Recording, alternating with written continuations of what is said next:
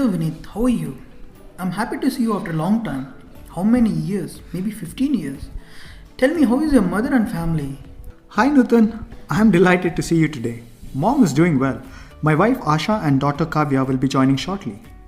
We have taken a week off to visit my mother. What do you do nowadays? I work for an investment banking company. I have come here to meet a client who is planning to launch investment. Great. You are working for investment banking company? Then you will be meeting a lot of wealthy influential people in the society. Yes, but the job is a bit hectic. What about you? I know that you had gone to do a PhD in science. Are you in teaching? No. After finishing my PhD, I joined the research department of a pharmaceutical. I am now a senior scientist. I have been wanting to ask one thing and was looking for a right person. I think you will clarify my doubt.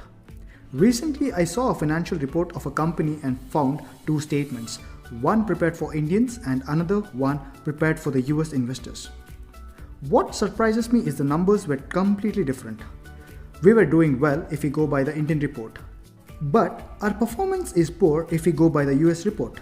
I really got confused with both statements on the company's performance. Is it possible that two reports are totally not consistent with each other? Vinith, you proved that you are a scientist. I'm amazed at your observation skills. Till recently, it was possible to publish two different reports. But 2016-17, many companies are going to publish only one report.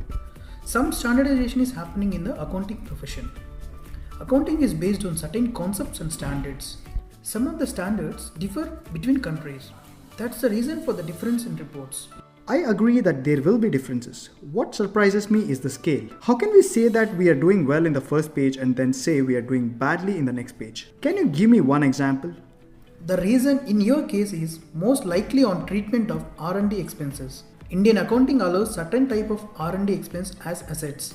US accounting regulations will want you to treat all R&D expense as expenses. R&D expenses in your company will be high and hence you see two completely different picture.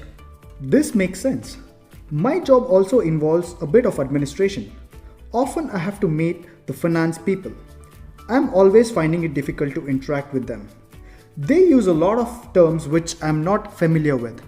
Recently we got some stock option. They charged a department for this and that hit our performance badly. It is just a piece of paper at this point. I really don't know how many of us are going to use it. I asked them, why are you charging us when you are going to get the money for the stock that we buy? I also asked them how they got this value for piece of paper which has no meaning today. I got a response which I could not follow.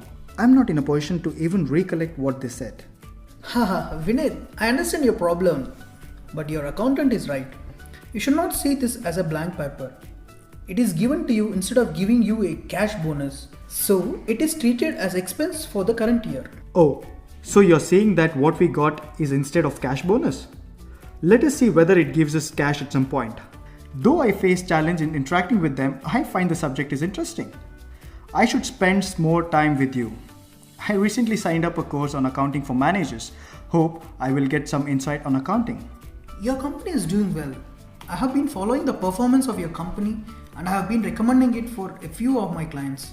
My guess is you will get good returns from this stock option. Just stay in touch with me. I will help you in managing your investments. You had done a right thing by taking up a course on accounting and finance. Every person should have some basic understanding of all disciplines of management. I wish you all the best.